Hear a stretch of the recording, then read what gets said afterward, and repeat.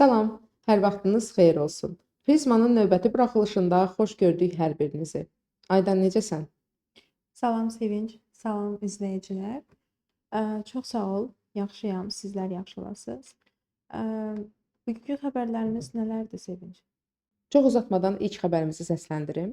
Abşeron rayonu Şəfəq qəsəbəsində Stansiya Sumqayıt adlanan ərazidə 21 yaşlı Kəmalə Əbilova yaşadığı çoxmərtəbəli binadakı mənzilin eyvanından yıxılaraq ölüb. Xəbər başlığı budur. Çox populyar bir xəbər səhifəsidir. Rəylərə baxdıqda yenə də bilib-bilmədən danışan çox insan görürük.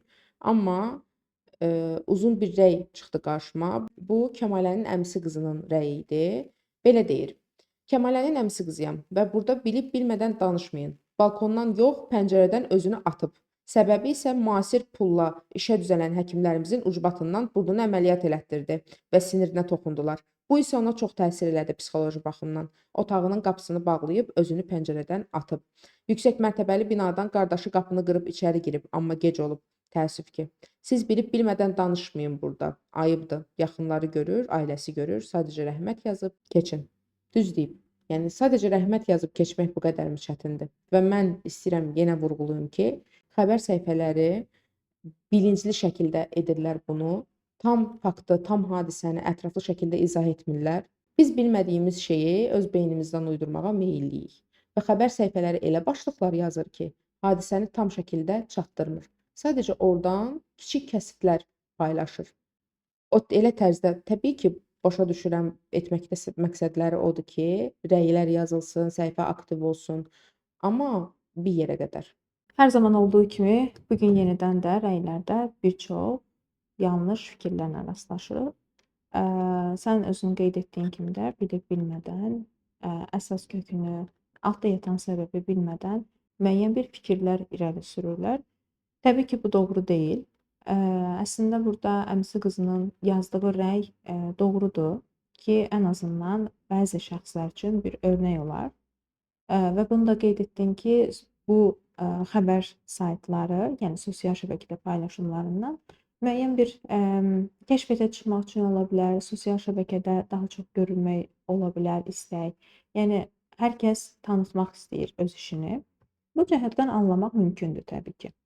Amma bunu bu sayt bu cür edirsə, amma cəmiyyət belə edəcək deyə bir şey yoxdur.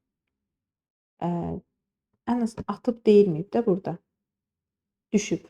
Bəli, Pəncərədən yıxılıb rəhmətə gedib. bəli. Yəni buna nə kimi bir mənfi rəy gələ bilər, bunu artıq mən ağlımdan keçirdə bilmirəm.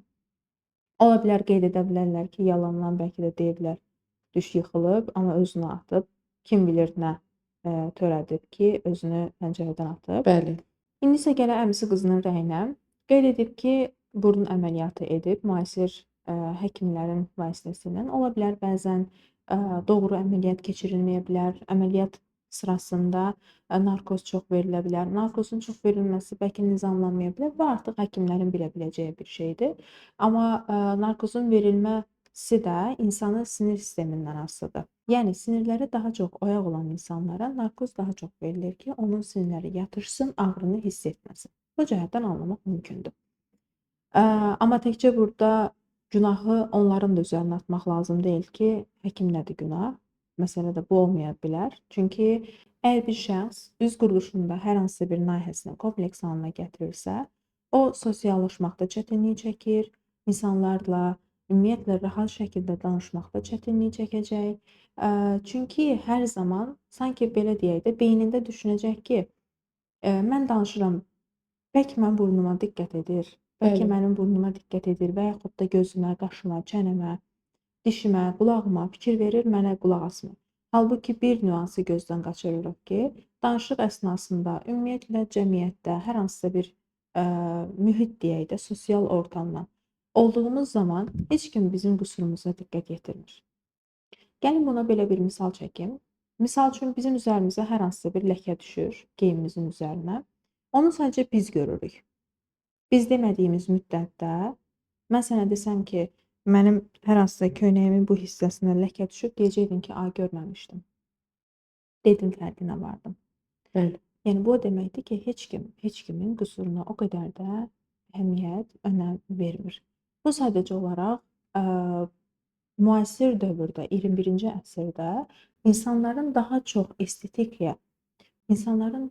estetikaya önəm verməsinə irəli gəlir.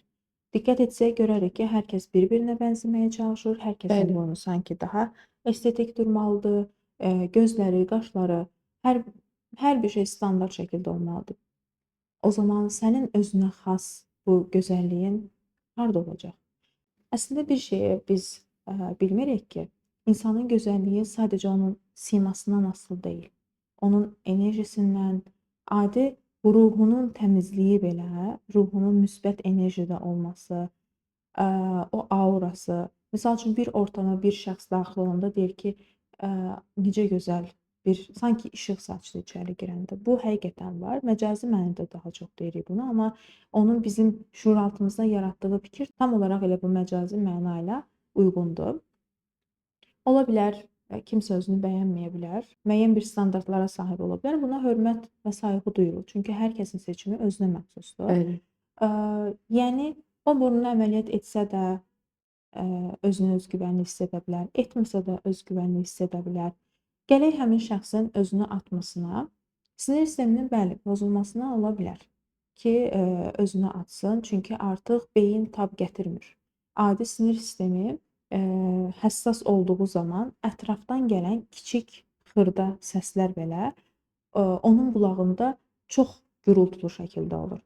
Bizim eşitdiyimiz, misal üçün 40 hertzdirsə, o 100 hertz eşidəcək. Bunu misal bəli, olaraq nəzərinizə çatdırıram. Yəni eynilə burada da o sinir sisteminin həssaslığına görə də artıq kimlərsə ona müəyyən bir ola bilər ki, deyə bilərlər, burnun o qədər də yaxşı deyil, əvvəlki daha yaxşı idi. Çünki bu da insanda bir xəyal qırıqlığına gətirib çıxardır ki, mən əziyyət çəkdim. Hətta burun əməliyyatında nəfəs alma prosesi belə zəifləyir.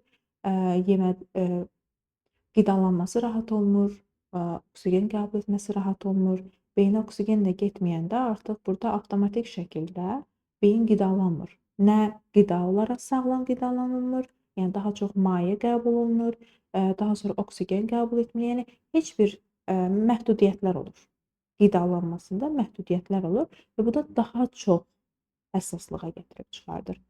Bu cür bu nüansda xanımı anlamaq mümkündür, amma bu onun özünün yəni canına, qıymasına bəraət qazandırmır təbii ki. İnsan bu an içində sağlam düşünmür və bir şey də qeyd edim ki, intiharlar zamanı bunu biz bir çox intiharlarda görürük. İntihar edən şəxslər əslində isyan edən şəxslərdir. Yəni bu bir nəticədir. bəli, Əslində onlar intihar edən zaman geri qayıtmaq istəyirlər. bəli. Halbuki artıq geri qayıtmaq mümkün deyil. Ordan özünü atana kimi çox həssas olurlar. Çarəsiz hiss edirlər. Heç nə alınmayacaq, heç bir şey qaydasına getməyəcək, mən düzəlməyəcəm, bacarmayacam düşüncələrlə özlərini atırlar, amma atdığı andan sonra geri qayıtmaq istəyirlər, amma çox təəssüf ki, qayıda bilmirlər. Və bir nüans da qeyd edim ki, intihar edən şəxslərdə emosional əksiklik də görən zaman olur. Ətrafdan duyğusal olaraq bəslənmədiyinə görə, az öncə biz nə demişdik? Qida, oksigen və eyni zamanda da artıq həmin insan duyğusal olaraq da bəslənmirsə, qidalanmırsa, çox təəssüf ki, intihara üz tuturlar. Çünki intihar bir isyandır. Burada da əslində biz sürü psixologiyasını görə bilirik. Çünki məsələn, burun əməliyyatı artıq çox sadə bir hal alıb. Yəni sanki olmalı olan budur. Soruşursan ki, bəs niyə əməliyyat etdirirsən? Axı sənin burnun, yəni əslində çox gözəl idi. Deyir ki, hamı edir də, nə olacaq ki? Yəni hamının etməsi bizim də o şeyi etməyimizə səbəbdirmi? Bəli, Sevinc, bunu çox gözəl qeyd etdin, unutmuşdum bu nüansı. İnsanlar həqiqətən sürü psixologiyasına çox asanlıqla düşürlər. Çünki özlərində olanı görməyi bacarmırlar. İnsan əgər bunu mən hər zaman deyirəm, özünü kəşf etməyi bacarmalıdır, özünü qəbul etməyi bacarmalıdır. İnsan özünü qəbul edəndən sonra onun simasında nə olur olsun o qədər də önəm kəsb etmir. Artıq özünü o cür qəbul edir və özünü qəbul etdiyinə görə də ətraf da onu o cür qəbul edir. Hətta mən bir kitabda oxumuşdum, deyir ki, bir səhvi çox insan edəndə o səhv dönüb düz olmur. Səhv olaraq qalır. Bir misal da çəkə bilərəm. Keçmişdə, döyüşlər olurdu. Qulları döyüşdürüb baxırdılar, tamaşa edirdilər. Orda nə qədər bilirsiniz də, əl işarələri ilə olurdu. Bu işarə ölüm fərmanı demək idi, bu işarə isə yaşasın demək idi. Oradan da qalıb əslində bu bizdə. Deyir ki, ilk işarəni verən günahkardır. Əgər o işarələrin sayı çoxalırsa, artıq burada günah qalmır. Yəni bir günahı çox insan etdikdə, o artıq səhv olmaqdan çıxır. Çox təəssüf ki, doğrudur. O qədər səhv edilir ki, artıq bunu səhv olaraq anlaşılmır. Çünki deyilir ki, o edibsə, heç nə olmayıbsa, heç bir nəticə yoxdursa, heç bir pis bir hadisə baş vermədisə, demək ki, mən etsəm də burada bir pis hadisə də olmayacaq. Yenə onu necə qəbul ediblərsə, məni də qəbul edəcəklər və ya ona pis təsir etməyib, adi indi əməliyyatdan gedir məsələ. Çünki insan orqanizması fərqlidir. İnsanın struktur olaraq, bioloji cəhətdən quruluşu fərqlidir və hər kəsin də ağrıya, acıya tab gətirməsi də fərqlidir burada. Həm duyğusal olsun, həm fiziki cəhətdən. Gərək sənin birinci ən başda dediyinə, orada bir şey qeyd edəcəkdim. Sürü psixologiyasına bağlı. Bəli. Burada insanlar artıq görürlər ki, əməliyyat edirsə bu, deməli bunun maddi olaraq durumu qaydasındadır.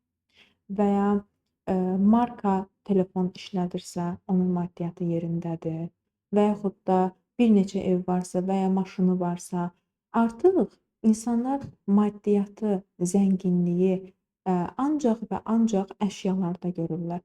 Halbuki bu biraz insanlar qəbul etməyə də bilər. İnsanın zənginliyi mənəviyyatının zənginliyidir. O qədər, yəni insanın ümumiyyətlə ruhu zəngin olmağı bacarmalıdır. O zənginliyi öz üzərində daşımağı bacarmalıdır. Elə insanlar ola bilər ki, maşını da ola bilər, marka telefonu da ola bilər, hər hansısa bir özünün şəxsi işi də ola bilər, fərqi yoxdur. Maddi olaraq zəngin ola bilər. Amma mənəviyyatını ünsiyyət qurmaqda çətinliyi varsa, yəni ünsiyyət qurmağı bacarmırsa bu insan, doğru müəyyən bir etikalara riayət etmirsə, onun mənəviyyatı artıq zəngin olmur. Zənginlik həm maddi, həm mənəvi olaraq zənginlik deməkdir. Yəni bu ikisi balanslı şəkildə olmalıdır. Gərək həmin şəxslərə ancaq yüksək olmağı, səviyyə cəhətdən deyək, səviyyə cəhətdən digərlərindən yüksək olmaq üçün özlərini, lorudur da deyəcəm, özlərini başqalarına göstərmək üçün bunu mən öz ölkəmizin cəmiyyətində müşahidə edirəm ki, hər zaman, misal üçün bizdə nədir? Evə qonaq gəlirsə, hər şeyin ən yaxşısını ona Bəli. sunurlar. Bu qonağın qabıdır, bu qonağın stəkanıdır, bu konfetləri, şirniyyatları qonaq üçün ayırmışam. Hətta gizlədirlər ki, dəymə uşaqsan olmaz. Heç evin uşağına belə evə qonaq gəldiyi zaman süfrənin üzərindən nəyisə rahatlıqla yeməsinə icazə verilmir ki, qonağındır. Gedəndən sonra isə gizlin gedib o süfrənin üzərində olan hər hansısa bir qidanı götürür, yeyir. Yəni burada artıq insanlar öz şəxslərinə deyil, daima başqalarına xoş getsin deyə yaşayırlar. Bu da artıq, yəni bu təkcə müasir dövrə aid deyil. Bu bizim köklərimizdən gələn bir prosesdir. Mentalitet deyək. Nəyə görə deyirlər Azərbaycan ölkəsi qonaqpərvərdir? Bəli, qonaqpərvərik. Bu bizim özümüzə xas bir, hətta deyərdim adətdir. Artıq adət halına gətirmişik. Amma bu o demək deyil ki, yəni Düz yenə də etdik. bəli, həm yanlış edirik, həm övladımıza dəyər vermirik, həm ona bu situasiyada bir çox şey də öyrədir. Yalan demək də, oğurluq etmək də, valideynlə doğru şəkildə nə isə istəməyə icazə vermir. Valideyn övladına icazə vermir ki, ondan nə isə doğru şəkildə istəsin. Burada da artıq uşaq özünü rahat şəkildə ifadə etmir. Gördük, yəni bir nüans bizim qonaqpərvərliyimiz görün nələrə gətirib çıxardır. İndiki dövrdə də, müasir dövrdə təbii ki, insanlar artıq bu cür özünü hər kəslə uyğunlaşdıraraq edir bunu. Keçim növbəti xəbərə. İsrailin Qəzza şəhərinə aviazərbələri nəticəsində ölənlərin sayı 90-ı ötüb. Başlıq budur. Mən istəyirəm xəbər başlığını siyasi tərəfdən yox da, biraz o ölənlər tərəfdən, müharibəyə şahid olan insanlar tərəfdən analiz edək. Nə demək istəyirəm? Müharibəyə məruz qalmış, adi bizdə müharibə dövründə 44 günlük müharibədə biz onu görmədik. Sadəcə ola bilərdi ki, biz silahların, bombaların səsini eşidərdik, amma biz ona canlı şahid olmamışdıq. O belə bizə qorxmağımıza kifayət edirdi. Qorxu, təşviş, həyəcan keçirirdik. Halbuki biz heç o müharibəyə canlı şahid də olmurduq. Amma burada insanlar canlı-canlı müharibəyə şahid olurlar. Uşaqların gözü qarşısında anaları, ataları rəhmətə gedir. Bu uşaqların və müharibəyə şahid olan insanların psixologiyasına hansı təsirlər göstərir Aydan xanım? Siyasi deyil, müharibənin psixologiyası. Müharibə psixologiyasının kökündə yatan bir çox səbəblər olacaq. Yəni biz gördüyümüz təkcə burada bir insanın güllə ilə və yaxud da hər hansısa bir partlayış nəticəsində ölümünü görürük. Amma orada psixoloji cəhətdən, yəni ölən ruhları görə bilmirik. Bəzən insanlar olur ki, yaşayır, amma onların ruhu həmin o müharibədə ölür. Necə desək, həmin az öncə sən özün qeyd etdiyin kimi ana və atalarının, yaxınlarının, bacı, qardaşlarının öz gözləri önündə ölməsi. Bunu təsəvvür edək, bir 5 yaşında uşaq yaşayır. Özünü dərk etdiyi dönəmdə artıq həyatın çətinliklərini də dərk etmə məcburiyyətində qalır. Yəni bu onun öz seçimi deyil. Buna o seçimi heç kim sunmur ki, sən bunu seçirsən. Məcbur şəkildə seçməli olur. Və bunu qəbul edib həyatına davam etməli olur. Gələn müharibədə olan insanların psixologiyasında müharibə hər kəsə çox pis təsir edir. Yəni təkcə bu ölümlə deyil, o insanların ruhlarının belə ölümünə səbəb olur. Müharibədə eşidilən səslər olsun, o travma olsun. Çünki beynə ani olaraq səs daha çox getdiyinə görə beyində müəyyən bir travmatik zərərlər də yetirir, yəni xəsarətlər yetirmiş olur. Hətta gürültü səsindən, yəni güclü partlama nəticəsində insanlar eşitməsindən belə məhrum olur. Danışmasında belə çətinlik olur. Yəni ani qorxu, həyəcan sanki artıq o pik həddə gəldiyinə görə duyğu, avtomatik olaraq sanki bir qapanma yaşanır. O qapanma nəticəsində də insan ya eşitməsindən, ya danışığından, hətta görməsi, hətta qıçlarında qıc olma, bədənində qıc olma, sinir sistemində bir pozulmalar yaşaya bilər və bunlar isə artıq insanın gətirir. Yəni bu fiziki cəhətdən görülənlərdir.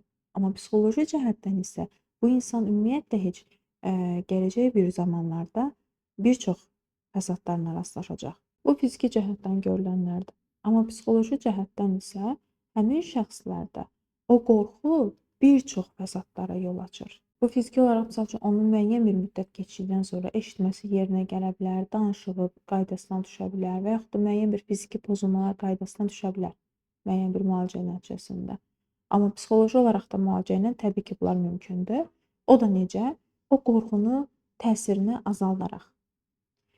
Onu xatırladacaq hər hansısa bir nüans belə onda yenidən həmin travmanı tetikləmiş olur. Misal üçün, yanında bir güclü şəkildə bomba partlayıbsa, artıq müharibə dövrü tutaq ki, bitib, evindədir. Amma evdən bir qab yerə düşür, onun gürültüsü ona avtomatik olaraq beynində həmin xatirəyə qaytarır və sanki həmin travmanı yenidən yaşayır. Fiziki cəhətdən hər hansı bir əksikliklər qaydasına düşməsinə baxmayaraq, bunu təkrar yaşayırsa, yenidən həmin halına geri qayıda bilər. Bunu mütləq şəkildə, psixoloji şəkildə həll etmək lazımdır. Burada təbii ki, artıq şuuraltı terapiya olsun, psixoterapiya nəticəsində MDR olsun, CBT və bunu da qeyd edim ki, xatırlamışkən, bir terapiya sadəcə, yəni psixoloqun yanına sadəcə danışmaqla getmək deyil. Məsələn, orada müəyyən bir terapiya növləri var və bəzən psixoloqlar sadəcə bir terapiya metodundan istifadə edirlər. Amma biz bilirik ki, insanlar fərqlidir. Və o müharibədə olan insanların da həm xarakter cəhətdən fərqli olduqlarına görə artıq travmaya verdiyi reaksiyalar da fərqlidir. Və bunu da qeyd edim ki, müharibəyə zaten travma ilə gedən birisi daha çox xəsarət alır. Çünki o oradan zaten zədəlidir. Ona görə mən qeyd edərdim ki, bu əsgər gedən şəxslərdə də, yəni mümkün olacaq bir şeydir deyə düşünürəm. Psixoloji olaraq yardım alması önəmlidir. Bəzən onun fiziki olaraq müəyyən bir qüsurları olarsa əsgərliyə göndərilmir. Yəni bu qüsurlardan əlavə, yəni hər hansı bir əksikliklərdən əlavə psixoloji olaraq da yoxlanışdan keçməsi mütləqdir. Ümumiyyətlə cəmiyyətin hər bir üzvü, insanlara xidmət edən hər kəs psixoloji check-up olmalıdır. Aydan, mən bir yerdə oxumuşdum ki, deyir ki, ailə münaqişələri yaşamış insanların beyni müharibəyə şahid olmuş insanların beyni ilə eyni funksiyaları yerinə yetirir, yəni eyni reaksiyalar verir. Yəni sən də dedin ki, sadəcə fiziki qüsurlarına yox, həm də onların psixologiyalarına da baxıb daha sonra əsgərliyə göndərməliyik. Burada da biz deyə bilərikmi ki, onlar iki müharibəni üst-üstə yaşamış olurlar, həm ailə daxili, həm də Bəli. belə. Sanki eyni anda iki travmanı təkrar yaşamış olurlar. Çünki zaten o oradan zədələndiyinə görə artıq o həssasdır. Biri var ki, bunun qalınlığı yerindədir, heç bir zədə almayıb, amma biri də var ki, bunu hər hansısa bir əşya ilə o qədər sürtülür ki, bu artıq burada nazilir və həssaslaşır. Ona artıq kiçik bir zərbə dəydikdə belə isə, o oradan daha tez şəkildə zədələnmiş olur. Və eyni qaydada da sanki insanın ruhu, yəni o travma alması bu cür bir şeydir. Yəni o nə qədər həssas olarsa, travma alması da bir o qədər asan olacaq. Təbii ki, bu hər kəsə aid deyil. Bundan əlavə bir nüans da ola bilər ki, travma alır insan sanki artıq o acıdan qidalanır və acıdan qidalandıqca sanki onun üstünə bir qəlibləşmə olur. Qəlibləşir və artıq həmin ona bənzər situasiya təsir etmir. Bu halda ola bilər. Yəni adımızdan da bəlli olduğu kimi prizma, biz fərqli prizmadan baxırıq. Bəli. Və çalışdığımız qədər də bütün nüansları, bütün ehtimalları qeyd edim ki, birisi deyəndə ki, bu mənə uyğundur, birisi isə deməsin ki, yox elə deyil axı, mən acı çəkdim, daha çox güclü oldum. Buna insanın məşq etməsini misal çəkək. İnsan daha çox ağırlıq qaldırdıqca onun əzələləri daha da güclənmiş olur, bərkiyir və eyni qaydada bu da buna misal ola bilər ki, insan daha çox acı çəkdikcə o sanki ruhu möhkəmlənmiş olur, güclənir. Ruhun əzələləri güclənir və zərbəyə qarşı güclü olur. Təbii ki, bu onun içdən güclü olduğu mənasına gəlmir. Sadəcə olaraq xarici olaraq, yəni ətrafdan o cür görünür. İnsanların o daxilində daşıdığı o kiçik sanki bir ruh var. O ruhun hər zaman həssas tərəfləri var. Qorunma ehtiyacı var. Bu qorunma ehtiyacı nədən gəlir? Alınan zərbələrdən. Və ya əksinə də ola bilər. Bəzi insanlar da hər hansısa bir zərbə aldıqda artıq özlərini qapadırlar. Güclənmək yox da daha zəif, özlərini daha müdafiəsiz hiss edirlər. Yəni insanların xarakterlərinə uyğun olaraq qəbul edirlər elə bil ətrafdakı təsirləri. Elə bunu qeyd edirdim ki, insanların özlərini qoruma mexanizması fərqlidir. Bəzi insanlar ola bilər ki, özünü daha çox qurban roluna salmış olar və bundan qidalanar. Çünki ətrafın ona qayğı göstərməsi onu daha çox güclü etmiş olur. Və ya insanlar daha çox ola bilər ki, güclü görünər, güclü görünmək istəyər, özünü heç kimdən zərər çəkməyəcək biri kimi göstərər, soyuqqanlı şəkildə göstərər. Bu da əslində bir qoruma mexanizmasıdır, müdafiə mexanizmidir. Daha sonra gələk adi insanın fiziki olaraq belə görünüşündə olsun. Yəni onun daha uca boy, daha iri həcmli olması, bu özü belə qoruma mexanizmidir. Nəyə görə? Buna da bir misal çəkim. Uşaqlıq zamanında hər hansısa bir şiddətə məruz qalarsa, təcavüzə məruz qalarsa, tacizlər olsun, cinsi istismar olsun, fərqi yoxdur. Hətta cinayətə belə şahid olarsa bir uşaq, gələcək zamanda isə artıq o travmadan qorunması üçün iri həcmli olmağa başlayacaq. Artıq onun ruhunun fiziki olaraq özünü göstərməsidir. Və yaxud da əksi, daha çox özünü gizlətməyə çalışacaq, daha çox qorumağa çalışacaq. Bu zaman isə o gizlənəndə insan necə olur? Qısılır, qalır bir yerdə çox balaca. Kiçilmək istəyir Bəli. ki, sığsın. Bəli. Və eyni qaydada burada da o qədər belə arıq, cılız, həcmsiz, Yəni insan qıymır ona əl vursun və yaxud da nəsə desin ki, birdən inciyər o. Bəli. Bu da artıq qurban roluna gətirib çıxardır. Məncə bu qədər kifayət edər. Biz müharibədən daha çox ətraflı şəkildə qeyd etdik, amma müharibənin psixologiyası daha geniş bir aspektə sahibdir. Çox təəssüf ki, bu proqrama sığmayacaq bir mövzudur. Məncə gedişat ərzində hələ biz izləyicilərlə çox görüşəcəyik burada. Bu nüanslara da təkrar-təkrar toxunarıq. Ümumiyyətlə psixologiya o qədər geniş sahədir ki, məsələn, psixologiyanın dərinliyi bir başqa, insanların individuallığı və məsələlərə, eyni məsələyə müxtəlif formada yanaşa bilirik. Yəni bunlar da bir başqa olduqda artıq ehtimalları da ətraflı şəkildə sadaladığın üçün, bəli. Ümumiyyətlə sevinc, analiz etməyi, müşahidə etməyi bacarmalıyıq. Biz avtomatik şəkildə ətrafımızda kiçik də belə olsa nəsə baş verirsə, onu müşahidə edib, orada görülməyən tərəfləri görüb beynimizdə analiz etməliyik. Keçirəm növbəti xəbərə. Elə uşaqların psixologiyasından danışmışkən, növbəti xəbər də bununla bağlıdır. Xaçmaz şəhər 2 nömrəli tam orta məktəbin ibtidai sinif müəllimi Elnarə Hümbətova vəfat edib. Allah rəhmət etsin. Burada video görüntü var. Video görüntüdə uşaqlar sıraya düzülüb, hərəsinin əlində bir dəstə gül. Qarşılarında isə həmin Elnarə xanımın vəfat edən müəllimin şəkli. Bura qədər problem yoxdur. Uşaqlar gəlib gülü şəklin alt hissəsinə yerləşdirirlər və şəkli öpürlər. Sıra-sıra hamısı.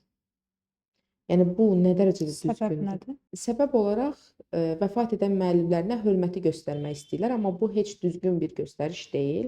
Uşaqların hamısı sıra-sıra bu hərəkəti etdiyi üçün burada biz görürük ki, o uşaqların etdiyi bir şey deyil. Kənardan müdaxilə olunub və yönləndirmə edilib. Mənə çox maraqlıdır. Yəni müəllim anlayışı, yəni müəllim adını almış bir şəxs bunu uşaqlara necə deyə bilər, necə belə bir göstəriş verə bilər? Hər şeyi qoydum bir kənara. Fəslin dəyişdiyi bir zamandayıq. Uşaqlar bu dəqiqə hamısı qripdir, xəstədir. Eyni yerdən uşaqların hamısı öpür. Yəni bu qrip yayıla da bilər, birindən digərinə keçə də bilər. Yəni bu necə məsuliyyətsizlikdir, mənim ağlım almır. Siz nə düşünürsünüz? Sevinç, mən təklif edərdim ki, gəl bunu daha böyük bir aspektdən baxaq, yəni qlobal səviyyədə. Bəlkə sən özün də şahid olmusan, bəzi ölkələr var ki, həmin ölkələrdə ümumiyyətlə ölən şəxsi torpağa təhvil vermirlər deyib. Onları öz evlərində saxlayırlar. Hətta bir ildən bir onu təmizləyirlər və yenidən öz yerlərinə qoyurlar. Bu artıq onların öz inancıdır. Həmin o Xaçmaz rayonunda baş verən hadisəyə gəldikdə isə, bunun mən bir inancla bağlı olacağını da düşünürəm. Hörmət xatirinə bunu etdiklərini qeyd etdin.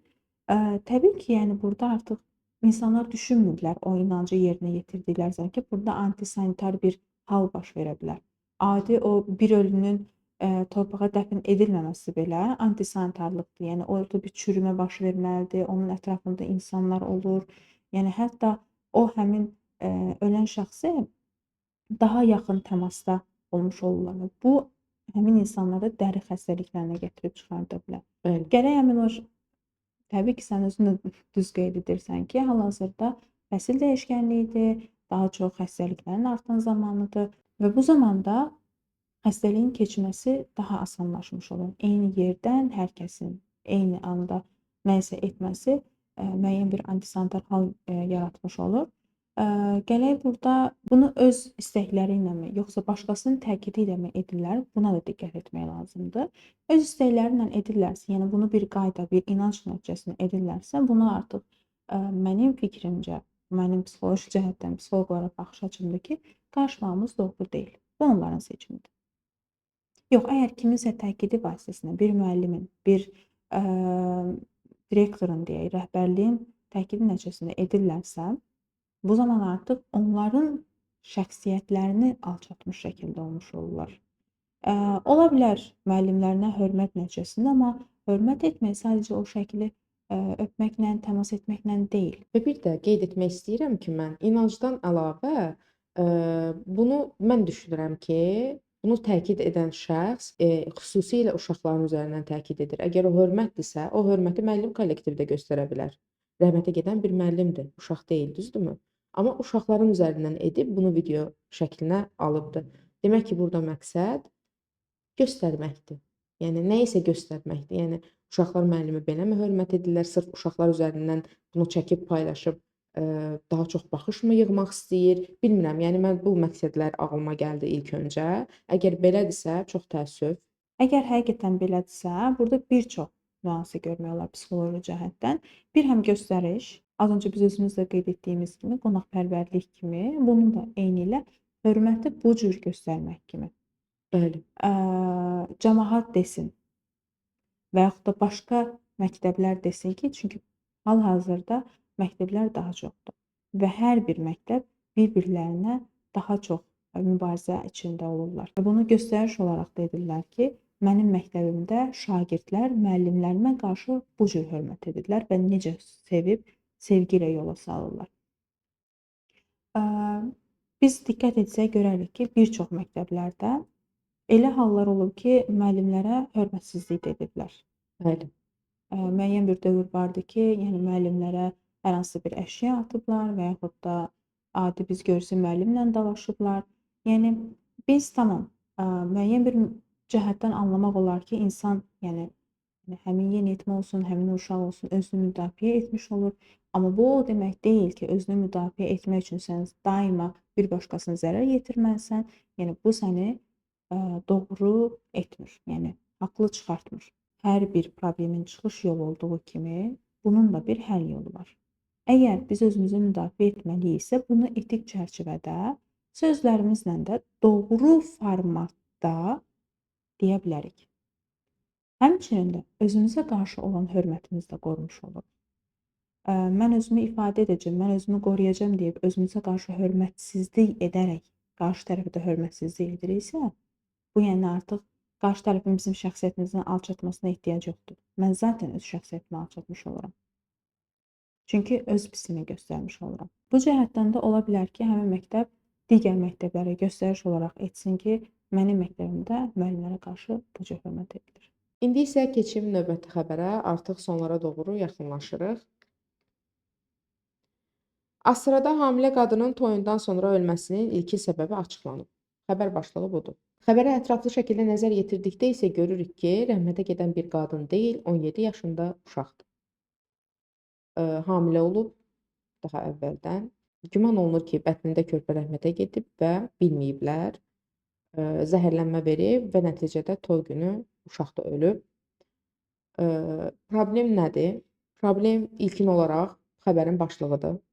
Çünki o qadın deyil, o uşaqdır. İkinci olaraq rəylərə nəzər saldıqda, yenə də rəylərdə nifrət dolu şərhlər, nifrət dolu fikirlər, hətta yaxşı olub, demək ki, bir günahı var imiş, sən uşaqsan, o yaşda nə hala qalmısan ki, sən evlənirsən və s. və ilə axır kimi yenə də fikirlər var. Həmçinin ölən uşağın əmisi oğlunun da bir açıqlaması var və çox normal şəkildə, çox belə haqlı şəkildə keçir mikrofonların qarşısına və deyir ki, bəs uşaq toyda iştirak etdi, heç nəyi yox idi, çox sağlam, çox gözəl, durdu, hətta oynadı və s. və ilə axır. Yəni heç nəyi yox idi da, nə olubsa toydan sonra olub demək istəyir. Mən bu mövzuda çox şey deyərdim, amma demirəm. İstəyirəm sən bir psixoloq olaraq rəyini bildirəsən. Sevinç, biz çox zaman valideynlərin üzərinə düşürük ki, uşaqlarını tez evləndirirlər, məcbur edirlər.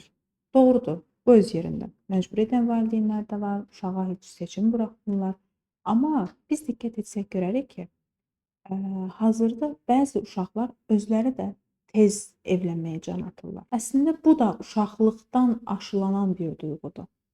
Onun ətrafında əgər böyük, yəni yaşlı nəsil nümayəndələri daima evlilikdən danışırlarsa, daima o uşağa deyirlər ki, misal üçün, bu işi gör, təmizkar ol, ər evinə gedəndə necə olacaqsan? Səni heç kim saxlamayacaq, misal üçün. Bu kimi ifadələr işlənilir. Yəni bu ifadələrlə böyüyən bir uşaq artıq istər-istəməz zaten beynində daima evlənməyi düşünəcək, ərə getməyi düşünəcək. Mən evlənim, ər evinə gedim, qaynana, qaynatam olsun. Yəni bunu düşünəcəklər. Ətrafında baxanda belə bir əks cins nümayəndəsi görürsə, onu bir evlilik gözü ilə görmüş olacaq. Amma hər kəsin ətrafında yəni əks cins nümayəndəsi olur. Onların hamısına bununla münasibət yaşayacağam deyə bir şey olmur. Gəlin müqayisə edək burada. Bir evdə daima elmdən danışılır. O nəslin nümayəndələri müəyyən bir vəzifələrə sahibdir, müəyyən bir statusa, peşəyə sahibdirlər və diqqət etsək görərik ki, həmin peşədən bir neçə şəxsdə görmək mümkündür. Yəni nəslin nümayəndələri məsələn həkim nəsli deyirlər, polis nəsli deyirlər və yaxud da digər peşə sahiblərinin nəsli olaraq da qələmə vermiş olurlar. O evin içində onsuz da yəni bu göstərilmiş olur. Uşaq necədir bəs? Nəyi görürsə onu götürmüş olur. Adi uşağa oyuncaq alınır, gəlincik alınır. Uşağa toya gedəndə gəlinlik geyindirilir. Bunlar səncə nəyə gətirir çıxardır? Artıq o uşaqda evlənməyə həvəs yaradır. Hətta üzr istəyirəm, sözünü kəsirəm. Kiçik toy məclislərində toyu olacaq oğlan uşağına bəylik geyindirirlər və həmin nəsildən hər hansısa bir başqa qız uşağını gətirib gəlinlikdə otuzdururlar yanında. Hətta onlar şadlıq sarayına birlikdə daxil olurlar. O da əslində müəyyən bir fikirlərə gətirib çıxardır. Adi bir uşaq, yəni bir oğlan qız uşağını öpəndə belə deyirlər ki, xoşu gəldi. Halbuki o uşağın 5 yaşı var. Heç o uşaq məhəbbət duyğusu nədir bunu bilmir. İnsanda ilk məhəbbət duyğusu yeniyetməlik dövründə başlayır. Mən özüm dəfələrlə şahid olmuşam. Oğlan uşağına deyirlər ki, xoşun gəldi o qızdan. Buna artıq öyrətmiş olurlar ki, yəni qarşında bir qız varsa, yəni əks-cins nümayəndəsi varsa və yaxud da qızı olsun, fərqi yoxdur. Xoşun gəldimi ondan deyərək öyrədirlər ki, sənin qarşında artıq əks-cins nümayəndəsi varsa, ondan xoşun gələ bilər. Yəni bəyənməlisən. Amma çox istəyə bilməz, hörmət eləyə bilməz. Bəli. Daima bu zaten aşılanır və 17 yaşındakı o uşaqda da həmin hadisə baş verə bilər. Özü buna maraq yetirir və bunu da qeyd edim ki, uşaqlar bəzən görürük ki, evcilik oynayırlar və bu zaman həmin evdə bir ana, bir ata, bir uşaq olur. Uşaq olanda necə onu ana olaraq bəsləyir? Bələyi götürür qucağına, bu cür yelləyərək və artıq o ana olaraq özünü təsəvvür edir. Uşaqlığını yaşamır. Uşaqlığını yaşamağa icazə verilmədiyinə görə də, yəni icazə verilmir deyirəm, bunu bilinçli olaraq etmirlər, bilinçsiz olaraq edirlər. Yəni şuursuz cəhətdən bunu edirlər. Çünki hər kəs öyrəndiyini edir və bunun yanlış olduğunu bilmir. Və bunu mən izləyicilərin nəzərinə çatdırmaq istəyirəm ki, əziz izləyicilər, bu yanlışdır. Bir uşağınıza ona gəlinlik geyindirərək deyil, gəlincik alaraq deyil. Bunu övladınız istəyə bilər ki, mən o gəlinciyi istəyirəm. Amma bunu doğru şəkildə izah edərək ki, bu gəlincik sənin üçün deyil. Və yaxud da o gəlincik yaxşı oyuncaq deyil, bunun fəsadlarını qeyd edə bilərsiniz. Yəni bunları sizin nəzərinizə ona görə çatdırıram ki, biz gələcək dövrdə artıq müasirləşməyə doğru gedirik. Gənc nəsil, hətta mən diqqət edirəm, gənc nəsildə evlənən şəxslər daha çox öz övladlarına qarşı diqqət yetirmiş olurlar və elə bu nüansdan da diqqət etsələr daha yaxşı olar. Erkən yaşda evliliklərin qarşısı alınsın. Yəni burada təkcə valideyni günahlandırmaq deyil məqsəd. Həmin o uşaqlar da istəyirlər ki, evlənsinlər. Daima bir ər axtarışında olurlar. İfadəm yanlış çıxsa da bu belədir ki, bir başqasına gedir, bir ortama gedir, daima birini bəyənmək məcburiyyətində özünü hiss edir. Sanki axtarışdadır. Bir də evlənməyi sadəcə belə deyək də, sevgi, məhəbbət anlayışı ilə yox da böyümək kimi də qəbul edənlər var. Məsələn, mənim ətrafımda da mən rast gəlmişəm. Qızlar olur ki, deyir ki, mən evlənənə qədər mənim atam, anam mənə şəxsiyyət olaraq yanaşmırdı. O ki, mən evləndim, ailə həyatı qurdum. Ondan sonra artıq mənə şəxsiyyət olaraq yanaşmağa başladılar. Mənim fikrimi aldılar, mənə hörmət etdilər. Və yaxud da oğlan uşaqlardan qarşıda belə bir düşüncə var. Evlən, öz ailən olsun, sən onda kişi olacaqsan. Əgər sən öz ailən olarsa, öz ailənə baxarsansa, onda artıq sən kişi olmuş olursan. Artıq uşaqlara bu aşılanır ki, sən evlənməlisən ki, sən böyüyəsən, sən evlənməlisən ki, biz sənə hörmət edək, sən evlənməlisən ki, sənin sözün eşidilsin, sayılasan kimi. Əslində sevinç bu da deyim hardan yaranır? Biz diqqət etsək görərik ki, bir çox uşaqlar daha tez şəkildə böyümək istəyirlər. Elə bunun kökündə yatan əslində valideynlərin etdiyi bəzi yanlış ifadələridir. Misal üçün, sən uşaqsan, danışma. Böyük olan yerdə uşaq danışmaz. Və yaxud da yol böyüyündür kimi ifadələr hər zaman uşaqlara aşılanır və uşaq da istər-istəməz öz sözünü demək istəyir və demək istəməsi üçün də gərək bu böyüsün ki, sözünü desin. Əks halda uşaq olduğuna görə heç vaxt dinlənilməyəcək və sözü eşidilməyəcək. Heç sözünü belə deməyə icazə verilməyəcək. Ona görə də valideynlərə burdan tövsiyəm olacaq ki, çalışın, uşaqdır, neçə yaşı var, fərqi yoxdur. İcazə verin hər zaman danışsın. Ola bilər ki, yorulacaqsınız. Ola bilər ki, qulağınız ağrıyacaq. Ola bilər ki, zamanınız yoxdur. Amma bugün sizin zamanınız yoxdursa, gələcəkdə də övladlarınızın sizə ayıracaq zamanı olmayacaq. Bunlara çalışın, diqqət yetirin. Əgər siz övladınızı bugün dinləsəniz, gələcək zamanda da övladınız sizi dinləmiş olacaq. Bəzən biz çox tələsirik. Bəzən biz hər şeyə çox çatmağa çalışırıq ki, onu edim, bunu edim, övladıma yaxşı olsun, övladımın yaşayışı yaxşı olsun. Amma onun psixologiyasını biz heç bir zaman düşünmürük. Yəni, əslində biz diqqət etsək görərik ki, onun psixologiyasını biz qorusaq, onun zaten yaşam həyatı daha rahat olacaq. Onun hər şeyi yerli yerindədirsə, o rahatdır, sevinclidir, deyil. Mənəvi olaraq da onu yetişdirmək lazımdır. İcazə verin, övladlarınız danışsın. Bəli, Aydan, artıq sona yaxınlaşırıq. Son xəbəri istəyirəm diqqətinə çatdırım.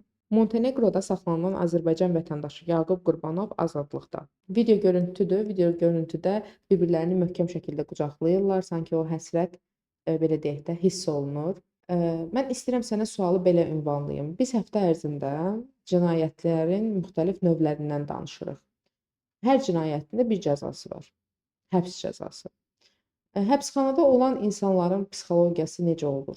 Onlara necə təsir edir? Orada yaşayan insanların həyatları necə olur? Necə bu psixologiyalarına necə təsir edir? Xarakterlərində hansı dəyişikliklər yarada bilir? Bunlarla bağlı da istəyirəm danışasan. Burada bir çox gözəl nüans diqqətimi çəkdi. Böyük bir həsrətlə bir-birlərinə sarılırlar. O qədər bir-birlərindən duyğusal olaraq uzaq olurlar. Qovuşduqları zamanda artıq o həsrətin necə keçəcəyini hiss edə bilmirlər. Sanki istəyirlər ki, o bədənlər bir-birinə birləşsin, canı sanki bir-birinə keçsin ki, onu hiss edib o həsrət keçsin orada. Yəni duyğusal yetinməzlik. Elə həmin o duyğusal yetinməzlik də həbsdə olan insanların hamısına aiddir. Sevdiklərindən uzaqda, dörd divar arasında, işıq belə orada tam aydın şəkildə olmur. Yəni daima hər yan boz divarlar, qaranlıq, yəni solğun işıqda heç insan rahat şəkildə oksigen ala bilmir. Yəni bədən ümumiyyətlə sağlam şəkildə qidalanmır, hava ala bilmir, gün işığı görmür. Gün işığı görməmək insana nə qədər zərər yetirir bir bilsək. Yəni gün işığının belə insan psixologiyasına bir çox təsiri var. Emosional olaraq, duyğusal olaraq. Misal üçün, isti ölkələrə biz diqqət etsək görərik ki, orada yaşayan insanlarda daha çox isti qanlılıq olur. Amma soyuq ölkələrdə soyuqqanlı olurlar. Və eynilə də burada da. Həmin o insanlar artıq orada uzun müddətli qaldıqları zaman artıq soyuqqanlı olurlar. Ətrafında hər hansısa bir hadisə baş verəndə belə onu soyuqqanlı şəkildə yanaşmış olurlar. O qədər də əvvəlki kimi emosional şəkildə cavab verə bilmirlər. Və hətta həmin insanlarda itirmək qorxusu yaranacaq. Asosiallıq yaranacaq. Daha sonra özünü qəbul etməmə ola bilər. Bunlardan əlavə daima yetinməzlik içində olacaq. Yəni kifayət etməyəcəyini düşünəcək. Hətta səhv etməkdən qorxacaq ki, birdən nəyisə edərəm, yenə sevdiklərimə zərər yetirmiş olaram. Çünki həbsə düşən zaman sevdiyi insanlar onlara dəstək əvəzinə daha çox qınamağa keçirlər. Etməsəydin belə olmazdı, bu səhvi etməsəydin biz indi ayrı olmazdıq deyərək yargılayırlar, qınayırlar, günahlandırmış olurlar. Və onlar günahlandırdığına görə də avtomatik olaraq həmin şəxslər də özlərini günahlandıracaqlar. Və bunu da qeyd etmək istəyərdim ki, həbs cəzası alan şəxslər işləməkdə də bəzən çətinlik çəkirlər. Çünki o güvən sarsılır. Yəni bu təkcə həmin şəxsin tutulması, yəni həbsə daxil olmasından kifayətlənmir. Sanki azadlığa çıxdıqdan sonra isə onun həbsi davam etmiş olur. Azadlıqdadır, oksigen alır, təmiz havada, günəş enerjisini özünə çəkməyi bacarır. Amma insanlardakı o güvəni, o istiliyi ala bilmir. Heç sevdikləri ilə də belə o qədər artıq səmimi olmağı bacarmır. Çünki nəyə görə? Orada bir qırğınlıq olacaq, bir inciklik olacaq. Çünki ona güvənmirlər. Bir insanın bir insana güvənməməsi, güvəniləsi halda güvənilmirsə bir insan, artıq müəyyən bir qırğınlıqlara, incikliklərə gətirib çıxardır. Ola bilər cinayət törədib. Bir çox cinayətlərin səbəbi həmin insanlar affekt halda olduqlarına görədir. O adrenalin, o keçən xəbərlərdə izah etmişdim mən ki, affekt halda olduğu zaman insan sağlam şəkildə düşünə bilmir. Bəli. Sanki ayıldıqdan sonra fərqinə varır ki, həmin şəxs cinayət törətmiş olur. Bəzən məcburiyyətdən dolayı edə bilərlər. Oğurluq hadisələri olsun, kiber cinayət hadisələri var. Təbii ki, bu bütün cinayət növlərinə aid deyil. Bəziləri qəsdi şəkildə, planlaşdırılmış şəkildə də etmiş olurlar. Psixoloji problemi olan şəxslər də cinayətlər törətmiş olurlar və psixoloji problemdən qaynaqlanan cinayətlərin kökündə çox zaman o insanların inancları durur. Burada misal üçün zəncirvari cinayətlər. Zəncirvari cinayətlərin kökündə inanclar durur. Burada necə qeyd edə bilərəm? Namus ola bilər, qeyrət ola bilər və yaxud da hər hansısa bir dini inanc ola bilər. Misal üçün biz filmlərdə də bunu müşahidə edə bilərik ki, həmin o zəncirvari cinayətlərdə o qatillər onun sanki ruhunu alaraq bir başqasına ruh yetirmiş kimi özlərini hiss edirlər. Və yaxud da bir ilahi gücə sahib olduqlarını düşünürlər və ilahi gücə sahib olduqlarına görə də onlar özlərində bir yetki olaraq bunu görürlər ki, mən cinayət törədə, bir başqasını qətlə yetirə bilərəm. Həbsdə olan şəxslər də ümumiyyətlə həmin şəxslərlə də birmənalı şəkildə psixoloji görüşlər təşkil edilməlidir ki, ən çox da yeniyetmələrlə, çünki yeniyetmələrin özlərini dərk etdiyi dönəmdir və özlərini dərk etdiklərinə görə də həmin mühitdə böyüdükləri zaman onlarda psixoloji problemlərə daha çox rastlaşmaq mümkündür. Və asosiallıq olsun, güvənsizlik olsun, az öncə qeyd etdiyimin hər biri daha çox o yeniyetmələrdə özünü göstərir. Və bəzən də bundan qaynaqlanan bir hal da ola bilər ki, özlərini güclü sana bilərlər. Mən həbs yatıb çıxmışam, məndən qorxun deyərək. Əslində bunun kökündə həmin o saydığım psixoloji problemlər var. Sadəcə olaraq az öncə necə qeyd etmişdik, hər kəsin özünü ya qoruyaraq müdafiə edir, ya da ki, özünü gizlədərək qorumuş olur. Və burada da eyni qaydada.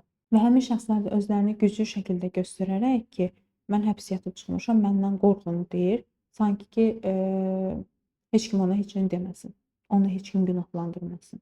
Və bəzi bölgələrimizdə həbsə girmək, həbs yatıb çıxmaq hörmət əlaməti olaraq daşılanır.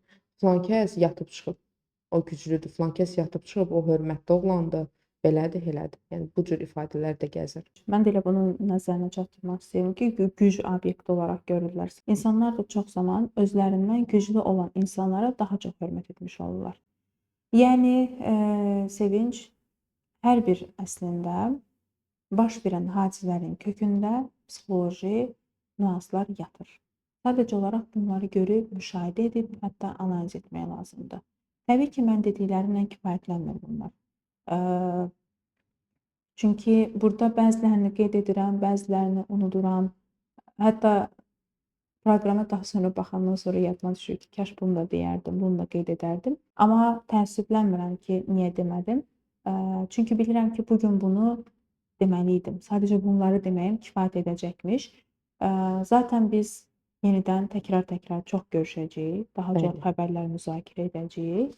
Ümidvaram ki, gələn xəbərdə bugünkündən də daha ürək açıcı xəbərlərlə rastlaşarıq. Amma bəzən pis hadisə biz deyirik ki, pis hadisə baş verdi. Bir insanın həyatı ölümlə nəticələndi. Amma bir şey unuduruq ki, hər bir insan yaşamalı olduğunu yaşamalıdır. Biz üzülə bilərik, kədərlənə bilərik. Bu bizim insanlıq halımızdır. Yəni bu duyğular olmalıdır, yaşamalıyıq. Hər bir insan öz duyğusunu yaşamağı bacarmalıdır. Amma bu heç nəyi dəyişmir. Əgər həmin insanın sonu o bu zamana kimi imişsə, demək ki, bu həyatdakı missiyası bura kimi imiş. Bəlkə də o ölüm onun xeyrinə imiş. Ola bilməzmi? Bəlkə onun həbs edilməsi belə onun xeyrinə imiş. Bəli. Bəzən həyatımızda pis hadisələr baş verməlidir ki, biz öz yaxşımızı anlayaq. Ətrafda baş verən yaxşıları anlayaq. Yaşamalı olan yaşanacaq. Əsas insanlar özünə güvənsin, özünün fərqində olsun. Bu bir mənalı şəkildə önəmlidir. Özünü kəşf edib, qəbul edib bu həyatı yaşamaq daha önəmlidir və ən önəmlisi isə öz missiyanı tapmaq. Mənim də ən sevdiyim sözündür. Yaşanmalı olan yaşanacaq. Düşünürəm ki, bu həftə digər həftələrə nisbətən daha mülayim keçib. Ümid edirəm hər həftəmiz belə keçsin. Növbəti həftədə yeni xəbərlərlə görüşmək ümidi ilə. Sağ olun, salamat qalın.